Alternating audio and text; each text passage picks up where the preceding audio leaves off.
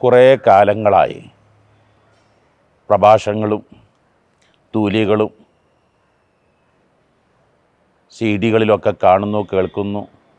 റംളാനായ സ്വർഗത്തിൻ്റെ എല്ലാ വാതിലും തുറക്കും, നരകത്തിൻ്റെ എല്ലാ വാതിലും കൂട്ടിയടക്കും, എല്ലാ പിശാചുക്കളെയും ചങ്ങലക്കിടക്കപ്പെടും. ഒന്നിന് 10 മടങ്ങ് 100 മടങ്ങ് 1000 മടങ്ങ് പ്രതിഫലം വർദ്ധിപ്പിക്കും. ചോദിക്കുന്നതൊക്കെയും ഉത്തരം കിട്ടും. എല്ലാ ദുരിതങ്ങളും ദൂരീകരിക്കും. എത്ര റംളാൻ വന്ന് പോയി, നമുക്കെന്തേ കിട്ടിയത്? നമുക്ക് റഹ്മത്ത് കിട്ടിയോ?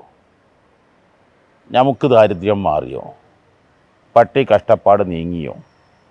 എൻ്റെ പ്രിയപ്പെട്ടവരോട് ഒരു കാര്യം ഉണക്കണം. കേരളം എന്തൊരു സമ്പന്നാണ്.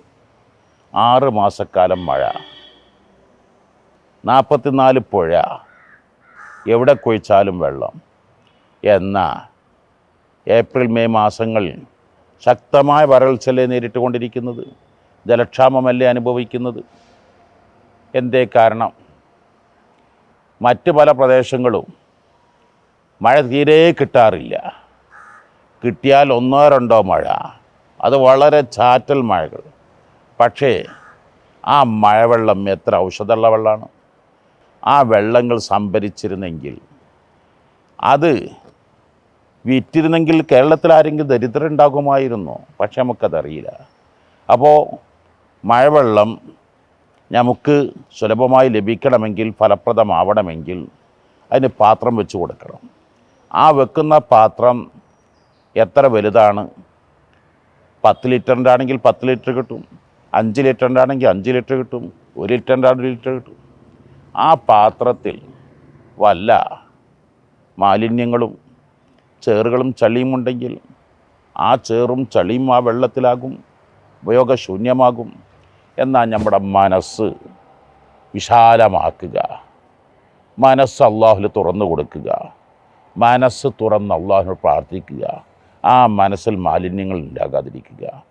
ഞാൻ നിങ്ങൾ ആ മനസ്സ് തുറന്നു വെച്ചോ? ആലോചിക്കണം.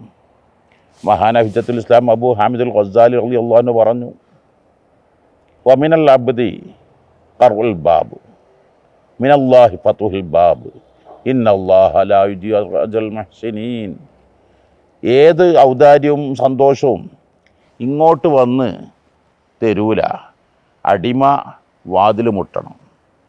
അതെത്രത്തോളം മുട്ടുന്നോ അതിനനുസരിച്ച് അള്ളാഹു തആല വാതിൽ തുറക്കും.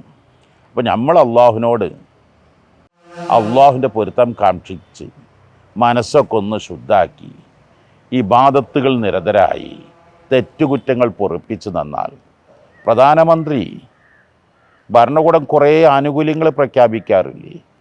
ഈ ആനുകൂല്യങ്ങളെല്ലാം നമ്മുടെ വീട്ടിലേക്ക് വന്ന് തരലാണോ? അതിന് അപേക്ഷാ ഫോം വേണം, അത് ഫില്ല് ചെയ്യണം, അതിൻ്റെ നിബന്ധനകൾ പാലിക്കണം, അറ്റസ്റ്റ് ചെയ്യിപ്പിക്കണം, അതിന് വേണ്ടതൊക്കെ ചെയ്യിപ്പിക്കണം.